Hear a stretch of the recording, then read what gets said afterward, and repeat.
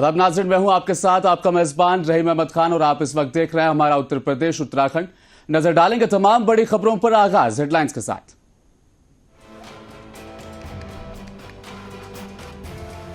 गोरखपुर में सीएम योगी ने किया सर्वोदय गर्ल्स स्कूल का उद्घाटन। बोले, शिक्षा में किया गया कोई भी योगदान बेकार नहीं जाता।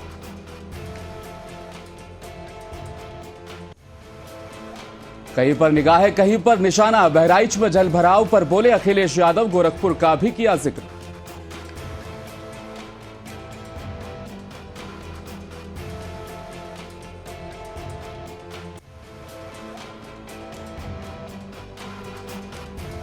मंगलौर उपचुनाव में जीत को प्रत्याशियों ने झोंकी ताकत। जाट वोट बैंक को साधने की कोशिश। जयंत चौधरी भी उतरे मैदान में।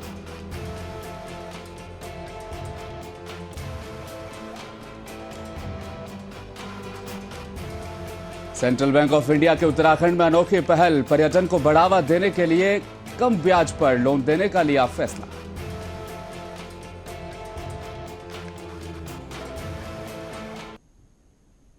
और आगाज सबसे बड़ी खबर के साथ। गोरखपुर में नवनिर्मित जयप्रकाश नारायण सर्वोदय विद्यालय सिसवा अनंतपुर सहजनवा के लोकार्पण के अवसर पर आयोजित कार्यक्रम में हिस्सा लेने के लिए सीएम योगी आदित्यनाथ पहुंचे। साथ ही वहां पर उन्होंने कहा कि अलग अलग स्थानों पर बालक और बालिकाओं के लिए आश्रम पद्धति के विद्यालय भी बनाए जा रहे हैं।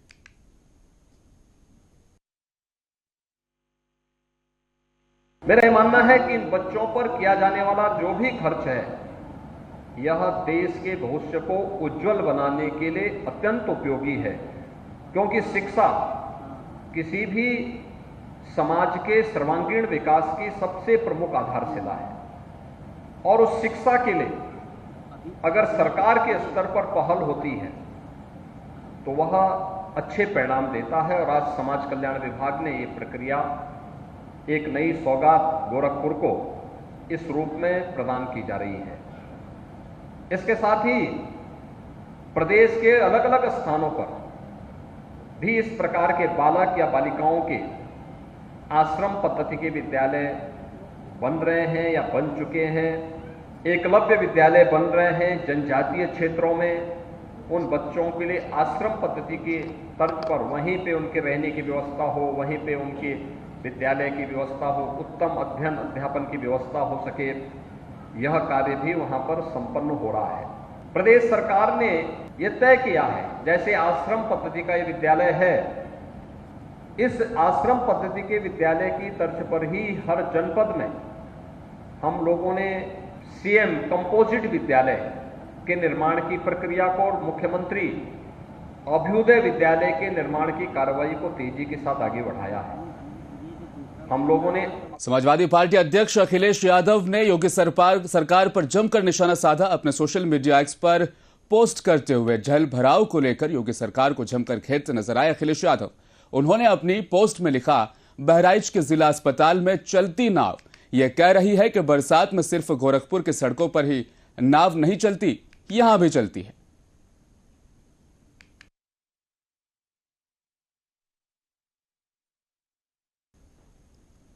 मंगलौर उपचुनाव के मतदान में कुछ ही समय बाकी बचा है। ऐसे में भाजपा और कांग्रेस इस चुनाव को जीतने के लिए दिन रात एक कर रही है। एक तरफ जहां बीजेपी ने प्रदेश के सीएम से लेकर जाट समाज को एकजुट करने के लिए केंद्रीय मंत्री जयंत चौधरी को प्रचार में बुलाया, वहीं कांग्रेस ने भी अपने सभी दिग्गज नेताओं को चुनावी मैदान में उतार दिया है। कांग्रेस से पूर्व सीएम हरीश रावत, पूर्व प्रदेश अध्यक्ष प्रीतम सिंह, रंजीत रावत, प्रदेश प्रभारी और कांग्रेस सांसद कुमारी शैलजा तक मैंगलोर उपचुनाव में अब रैली कर रहे हैं। देर रात मुंडेट गांव में कांग्रेस प्रभारी कुमारी शैलजा ने कहा कि बीजेपी के प्रति लोगों में विश्वास काफी कम हो चुका है।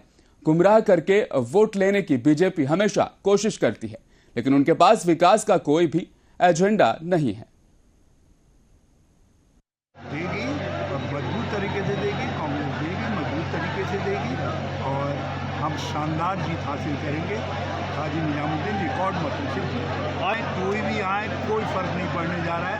बद्री केदार में भी भाग भाग करके गए हैं। जब वहाँ से मैसेज आया इनके बाद कि यहाँ तो सारी ज़मीन खिसक गई है, तो वहाँ भागे हैं। और अब यहाँ से जब मैसेज जाएगा, यहाँ भी ज़मीन खिसक चुकी। उत्तराखंड में सेंट्रल बैंक ऑफ इंडिया अपने ग्राहकों को अब लोन की बेहतर योजनाएं उपलब्ध कराएगा। इतना ही नहीं, बैंक प्रबंधन ने उत्तराखंड में पर्यटन को बढ़ावा देने के लिए होटल स्वामियों के लिए भी बेहद कम ब्याज दर पर लोन देने की योजना बना ली है। दरअसल सेंट्रल बैंक ऑफ इंडिया के दिल्ली से रुड़की पहुंचे अंचल प्रबंधक जय साहनी और देहरादून से क्षेत्रीय प्रबंधक श्री राम प्रमोद आनंद ने रुड़की की सेंट्रल बैंक ऑफ इंडिया की शाखाओं का बारीकी से जायजा लिया और उसके बाद बैंक के स्टाफ के साथ भी बैठक की, जहां पर मौजूद कुछ ग्राहक भी थे। अंचल प्रबंधक ने एक खास मुलाकात के दौरान कहा कि ग्राहकों के लिए लोन की अब योजनाएं चलाई जाएंगी, जिनका फायदा अब ग्राहक सीधे तौर पर उठा पाएंगे।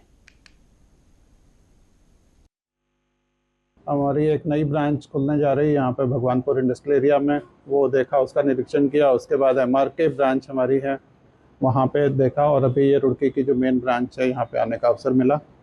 तो अब यही है कि कस्टमर के साथ इंटरेक्शन किया जाए, उससे किस तरह की उनकी अपेक्षाएं हैं हमसे, उसको समझा जाए, और पॉलिसीज़ में जहाँ भी अगर कुछ और ज़्यादा चेंज करने की गुंजाइश है उसको करने की कोशिश की जाए। तो आज की विजिट का यही आर्य प्रतिनिधि सभा ने मुरादाबाद डीएम कार्यालय पर प्रदर्शन करते हुए हाथरस में हुए हादसे पर लापरवाही बरतने वाले बाबा और सेवादारों पर कार्रवाई की मांग की।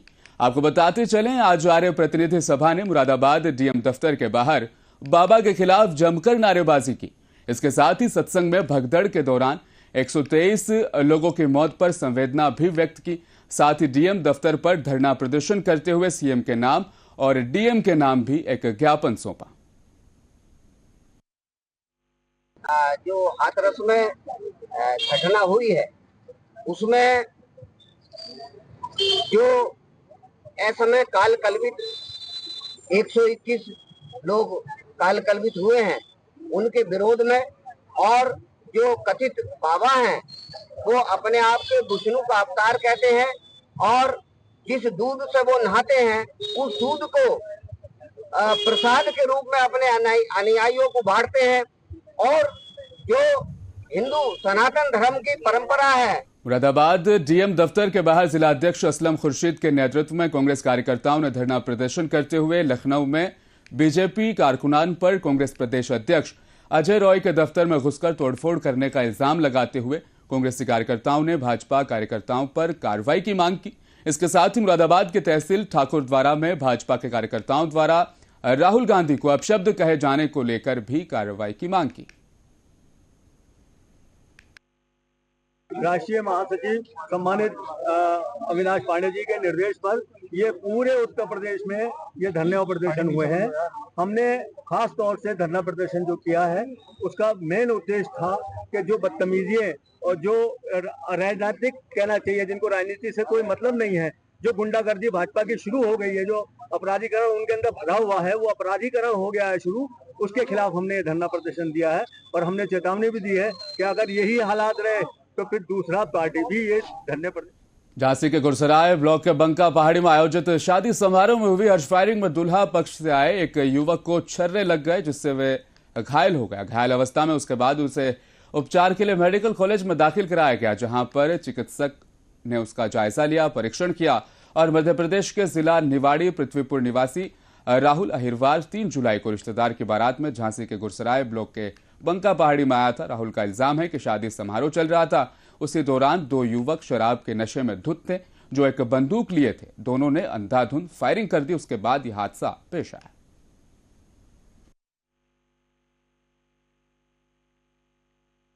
सर, मैं यहाँ पे मुझे गोली लगी है तो मैं भर्ती हूँ।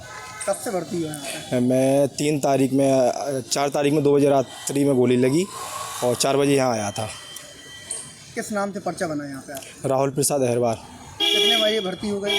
मैं यहाँ 4 बजे के बाद आ गया था। आज कितने दिन हो गए? आज मुझे तीसरा दिन लग गया है।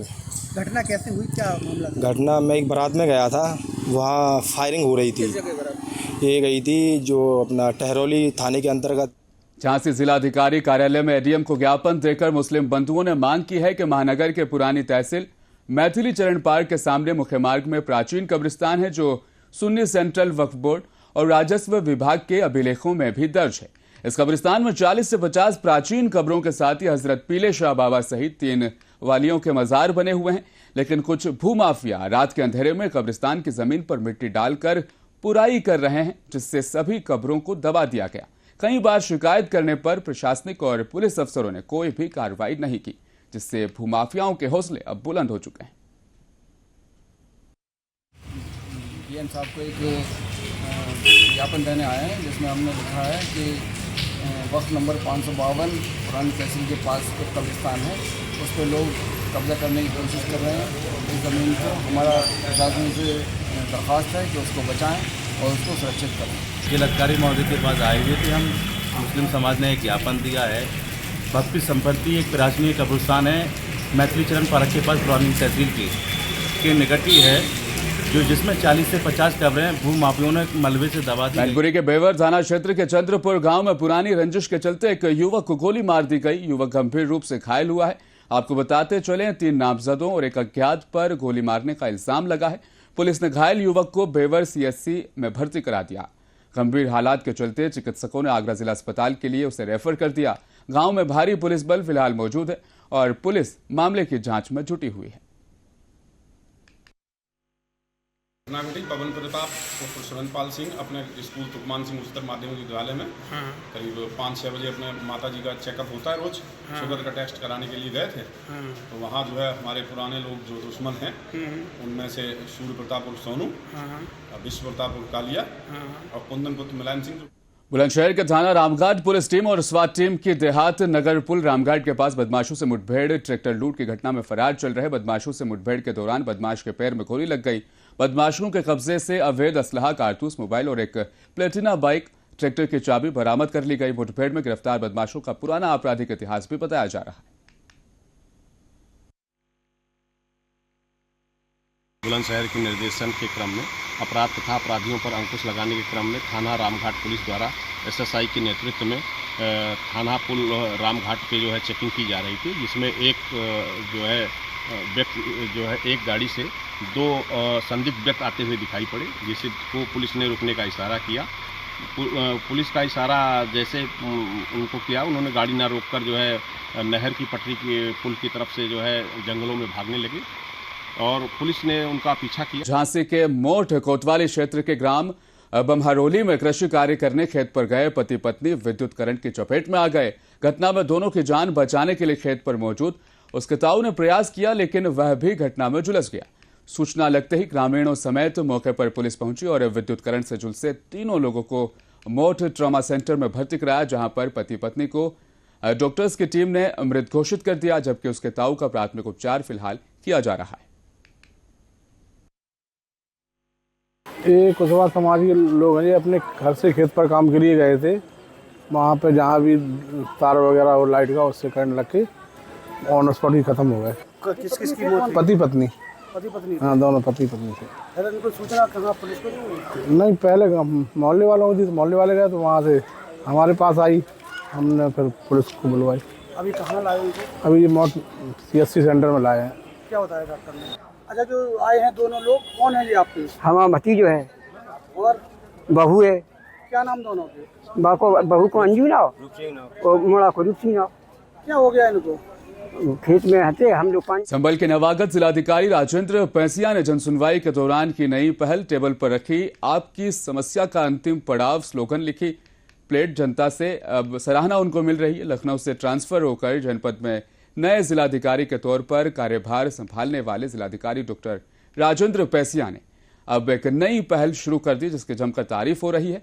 उन्होंने अपने दफ्तर में जनसुनवाई का समय भी निर्धारित किया, जिस दौरान वे अपने दफ्तर में लोगों की समस्याओं को सुनेंगे और उनका निराकरण भी करेंगे। डीएम राजेंद्र पैसिया ने अपने कार्यालय की टेबल पर आपकी समस्याओं का अंतिम पड़ाव स्लोगन वाली एक प्लेट भी रख दी है। मेरा मानना है कि कोई भी व्यक्ति जब हमारे पास आए तो कम से कम वो उस समय जो समस्या लेके आया है उसका 100% निस्तारण होना चाहिए। माननीय मुख्यमंत्री महोदय के और शासन के स्पष्ट निर्देश है कि जितनी भी हमारी जन शिकायतें हैं उनका 100% संतुष्टि के साथ समुचित निस्तारण होना चाहिए। तो इसी दिशा में मेरी परिधि के जौनपुर पीएम श्री कंपोजिट विद्यालय कोटवार करांज कला में स्कूल चलो अभियान रैली का आयोजन संपन्न हुआ। कार्यक्रम के मुख्य अतिथि गिरीश चंद्र यादव युवा कल्याण खेलकूद स्वतंत्र प्रभार राज्य मंत्री रहे। इस रैली कार्यक्रम का शुभारंभ उत्तर प्रदेश सरकार के स्वतंत्र प्रभार राज्य मंत्री युवा कल्याण और खेलकूद गिरीश चंद्र यादव ने किया। स्वतंत्र प्रभार मंत्री ने कक्षा 1 के नवप्रवेशी छात्र छात्राओं का नामांकन किया और नवप्रवेशी बच्चों को तिलक लगाकर माल्यार्पण कर उनका स्कूल में स्वागत किया। बेसिक शिक्षा विभाग द्वारा आयोजित कंपोजिट विद्यालय कोटवार में नव प्रवेश की बालक बालिका जो छात्र हैं उनके स्वागत, अभिनंदन और पुस्तक वितरण कार्यक्रम के अवसर पर ये कार्यक्रम आयोजित है। हमारे उत्तर प्रदेश के यशस्वी मुख्यमंत्री जी का और हमारे बेसिक शिक्षा मंत्री जी का इस बात का निर्देश है कि जो नव प्रवेश की हमारे छात्र छात्राएं आ रहे हैं। पुलिस अधीक्षक बहराइच वृंदा शुक्ला द्वारा पुलिस लाइन स्थित प्रेक्षागृह में 2 दिवसीय साइबर विवेचना यानी साइबर सिक्योरिटी संबंधी कार्यशाला का दीप जलाकर आगाज किया गया। कार्यशाला में साइबर सुरक्षा से जुड़ी अलग अलग अवधारणाओं को शामिल किया गया है, जिनमें साइबर अपराध जांच में इस्तेमाल होने वाली तकनीक और ट्रेडिंग, साइबर खतरों और सुरक्षा पर भी चर्चा की जाएगी। साइबर सुरक्षा कार्यशाला में हैक होने से बचने के लिए जरूरी बातें और टिप्स भी बताए जाएंगे।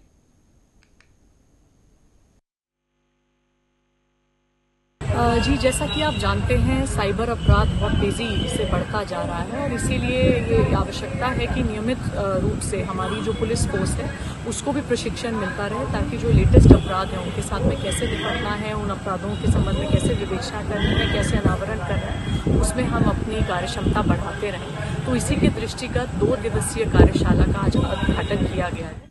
मैनपुरी के कैंप कार्यालय पहुंचे पर्यटन और सांस्कृतिक मंत्री ठाकुर जयवीर सिंह ने अपनी प्रतिक्रिया जाहिर की। उन्होंने 123 बेगुनाह लोगों की मौत के मामले में पर्यटन और संस्कृति जयवीर सिंह का बयान भी अब सामने आ रहा है। क्या कुछ कहा, सुनाते हैं आपको।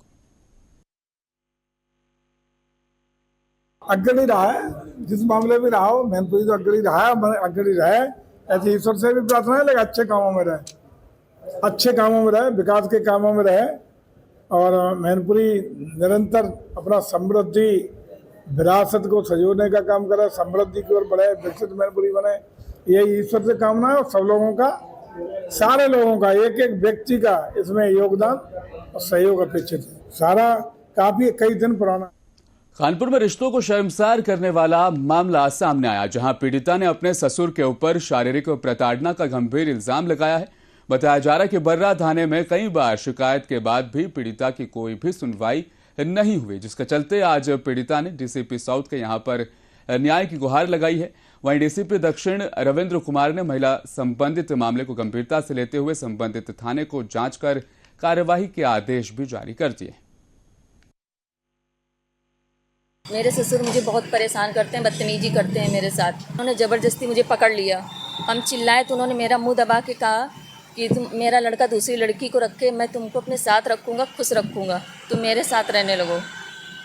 मैं भगी वहाँ से जैसे तैसे छुड़ा के, अपनी सास को बताया जाके, वो उल्टा मेरे ऊपर गाली गलौज करने लगी। हमने अपने हस्बैंड से।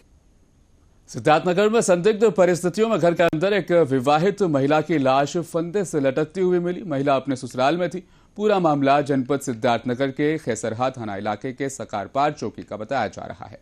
गुलरिया गांव में यह वाकया हुआ है। मृतिका के मायके वालों ने हत्या की आशंका जताई है।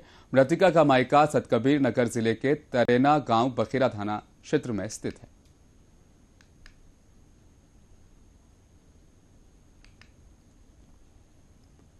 बुलंदशहर साइबर क्राइम पुलिस ने मालगढ़ रोड पर किया 10 आरोपियों को गिरफ्तार। बताया जा रहा है कि ग्राहक के फोन को हैक कर और चेक का क्लोन बनाकर बैंक अकाउंट से रुपए निकाल लेते थे। गिरफ्तार आरोपियों के कब्जे से 42 mobile phone, 33 SIM card, 12 chequebook, 20 passbook और 14 लूज चेक और कार भी उनसे बरामद कर ली गई। आपको बताते चले, गिरफ्तार लोगों में 15-15 हजार के 2 इनामी बदमाश भी शामिल हैं।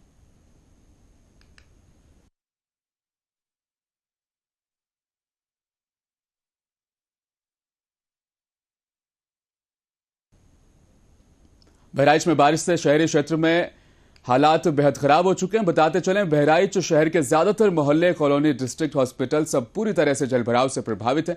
ऐसे में बहराइच शहर के वीआईपी इलाकों में से पुलिस लाइन क्षेत्र, जहां इस तरह जलभराव हुआ कि लोगों के घरों के दुकानों में पानी पहुंच गया और लोगों का नुकसान भी हो गया। आपको बताते चलें, वहीं दूसरी ओर बीच शहर में स्थित डिस्ट्रिक्ट हॉस्पिटल, वहां भी जलभराव बना हुआ है।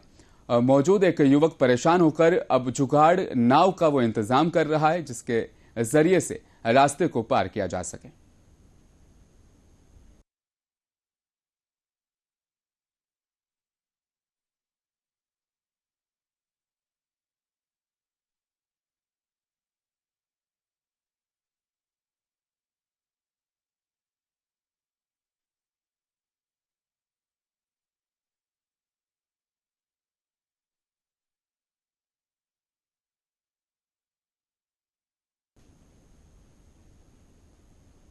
झांसी के रक्सा थाना क्षेत्र में स्थित पुनावली ग्राम में दुर्लभ प्रजाति के पीले रंग के मेंढकों का झुंड मिलने के बाद इसका वीडियो तेजी से सोशल मीडिया पर वायरल हो रहा है। चमकदार पीले रंग के मेंढक की उछल कूद देखने के लिए बड़ी तादाद में लोग भी पहुंच गए। शहर और गांव में पीले मेंढकों की आबादी बढ़ने से एक्सपर्ट भी उत्साहित हैं। एक्सपर्ट बताते हैं कि मेंढकों का झुंड दिखाई दे तो ये उनका प्रजनन काल माना जाता है। यह मेंढक फसलों को नुकसान पहुंचाने वाले कीटों को काबू में करने में फायदेमंद साबित होते हैं।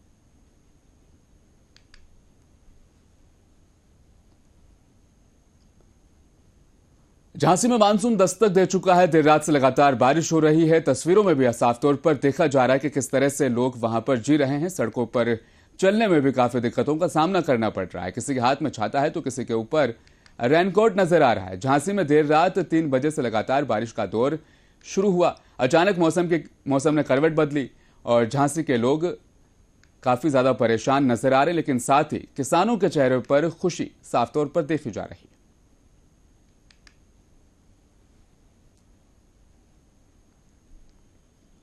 और बिजनौर के थाना बड़ापुर के नक्टा नदी के पास पहाड़ों पर हो रही बारिश से गंगा का जलस्तर अब बढ़ गया, जिसकी वजह से बारिश से नदी नाले उफान पर है। हाई अलर्ट जारी कर दिया गया है। वन विभाग की गाड़ी पानी के तेज बहाव में डूबती भी नजर आई। वन विभाग के कर्मचारियों ने कूदकर अपनी जान बचाई है। साथ ही नदी से गाड़ी को निकालने का प्रयास भी किया जा रहा है।